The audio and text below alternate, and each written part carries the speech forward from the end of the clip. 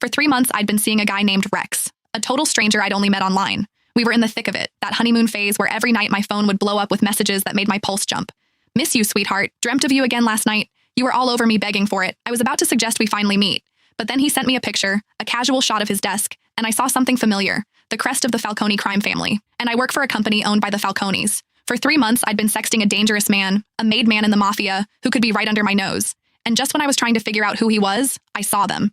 The custom black onyx cufflinks I'd picked out for Rex, on my boss, Marco's, wrists. What are you up to? My thumbs flew across the screen. I hit send. I stared at the chat, waiting for the man I knew only as Rex to reply. This had been my ritual for the past 3 months. I'd added him on a whim. We hit it off instantly, falling hard and fast until things got intense. My phone vibrated. It was a picture, a side shot of his computer desk. A few files were scattered next to the keyboard.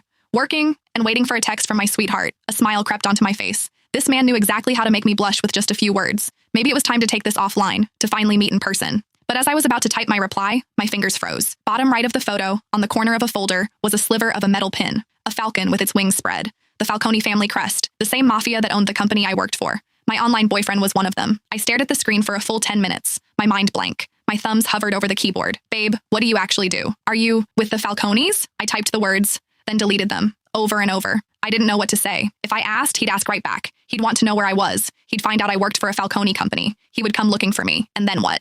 What the hell would I do then? When I didn't reply right away, Rex's texts started coming in, one after another. Baby, you there? Busy? Send me a pic. Like you do. Your hand, or anything. Dreamt of you again last night. You were all over me begging for it. His words were getting dirtier, bolder. But this time, my cheeks weren't just hot with a blush. They were burning with a cold dread.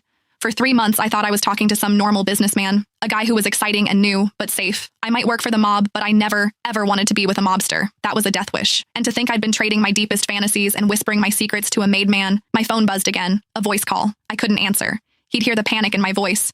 I fumbled with the screen, declining the call. Then I quickly typed out a lie.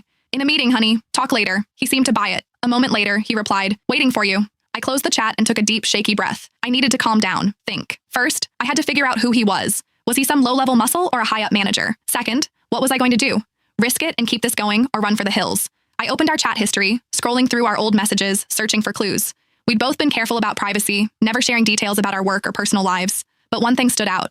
He'd once sent me an Abby pic from a gym mirror.